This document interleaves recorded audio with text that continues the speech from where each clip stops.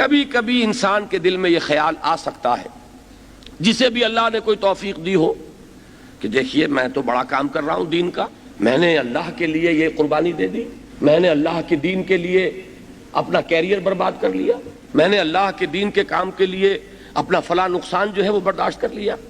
تو ظاہر بات ہے کہ شیطان کا تو ہر وقت ہمارے ساتھ ایک معاملہ ہے، لہذا اس کی ہمیشہ کوشش ہوگی کہ کہیں نہ کہیں سے ان کی نیت کے اندر، ان کی سوچ میں، ان کے احساسات میں کوئی غلط چیز داخل کر. اگر شیطان کی طرف سے کبھی کوئی چھوت لگ ہی جائے تو فوراً اللہ کی پناہ میں آ جائیے، اللہ کی پناہ جو ہے اس کو تلاش کیجئے.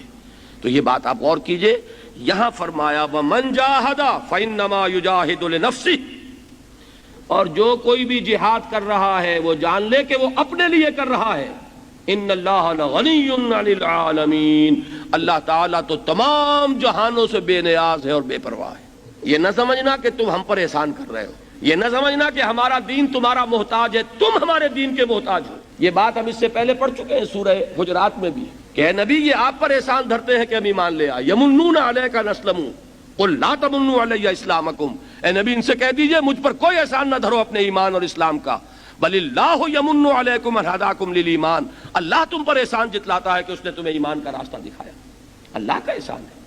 تو احسان مانو، بڑا پیارا شعر ہے فارسی کا، منت منہ کے خدمت سلطان ہمی کنی منت شناسزو کہ بخدمت میں داشتت. تم یہ نہ سمجھو کہ تمہارا کوئی احسان ہے کہ بادشاہ کی خدمت کر رہے ہو، بادشاہ کا احسان مانو کہ اس نے تمہیں اپنی خدمت کا موقع دیا ہے. تو وہ سلطان ارض و سما، اس نے اگر قبول کر لیا کسی کو اپنے دین کی خدمت کے لیے تو وہ اس کا احسان مانے، نہ یہ کہ وہ یہ سمجھے کہ میں کوئی احسان کر رہا ہوں اللہ پر، یا میں کوئی احسان کر رہا ہوں رسول پر، یا میں کوئی احسان کر رہا ہوں اللہ کے دین پر.